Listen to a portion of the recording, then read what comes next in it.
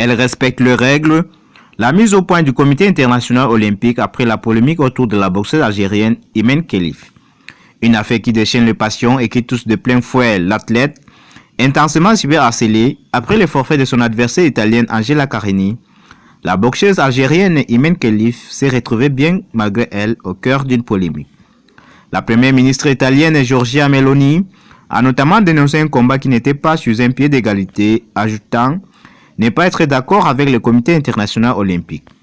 Je pense que les athlètes qui ont des caractéristiques génétiques masculines ne devraient pas être admis aux compétitions féminines, a-t-elle martelé en référence au taux élevé de testostérone de la pugiliste algérienne, qui l'avait privée de la finale des championnats du monde de boxe amateur en mars 2023 à New Delhi dans le sillage de la dirigeante d'extrême droite. Des milliers d'internautes se sont insurgés sur les réseaux sociaux de la présence de l'athlète dans ces JO.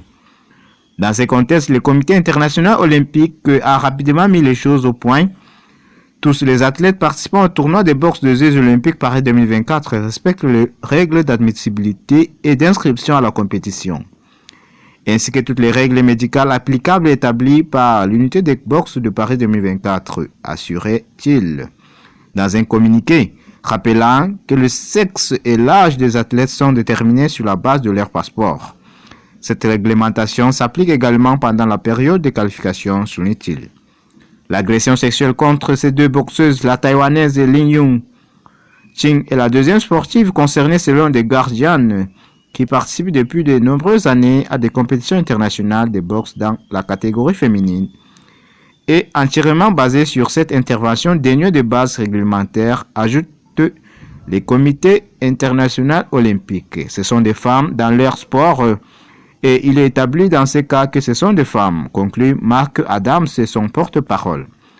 Je remercie le peuple algérien, c'est la première victoire et j'espère obtenir la deuxième pour garantir la médaille. Ensuite, j'espère gagner une médaille d'or. Réagissons. Intéressé qui a reçu le soutien de sa fédération. Toutes ces polémiques lui donnent de la force pour avancer, déclare encore son entraîneur Mohamed Chaoua.